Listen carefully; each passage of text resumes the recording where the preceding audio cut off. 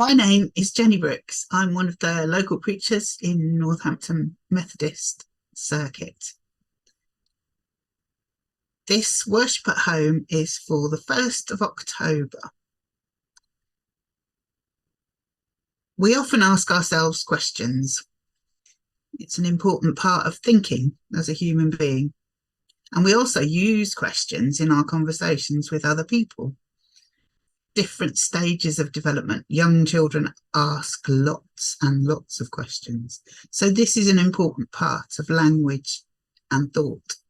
In the reading from Matthew, that's part of the lectionary today, we're told about this encounter between the temple leaders and Jesus, when questions and answers are the focus. The temple leaders ask Jesus about where he claims his authority from. And this is important in a world of mostly oral culture. No one had identity documents. No one had certificates to prove they'd been to school. You had to verbally justify what you were claiming to be the truth about yourself. And Jesus answers their questions with another question. Who do they think John the Baptist's authority came from? The temple leaders don't want to answer this question. They're concerned that the ordinary people loved John and would be upset if they said John's authority did not come from God. But if they say it was from God, then why on earth did they arrange for him to be killed? So they dodge the question. They say they don't know. It seems that something about Jesus made them wonder. Does he have authority?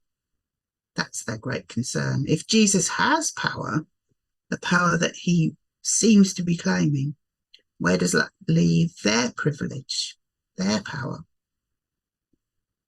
And Jesus tells a story about two sons who say one thing and do something different. One son tells his father he will help in the vineyard, but he doesn't actually do anything. The other says he won't help, but changes his mind and does go. Theologians think that Jesus is referring to the chief priests of the temple who were imposing harsh rules on the ordinary people rather than helping everyone to worship God. Jesus is letting people, including the temple leaders, know that they can change their mind and do the right thing, even if they begin by saying no. So changing our mind about important aspects of life can be difficult, but sometimes is really important for us to reflect on, to think about what might need to change in our life, what we might need to do differently, how we might need to relate to other people in a different way. However difficult things are, Jesus is walking alongside us through his Spirit. And we can have those conversations through the Spirit with Jesus. Discerning when it's right to change our mind can be tricky. We don't want to be looking like we're indecisive.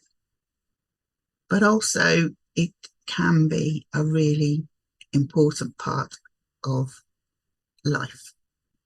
Asking for help is often really good in prayer and from the people around you.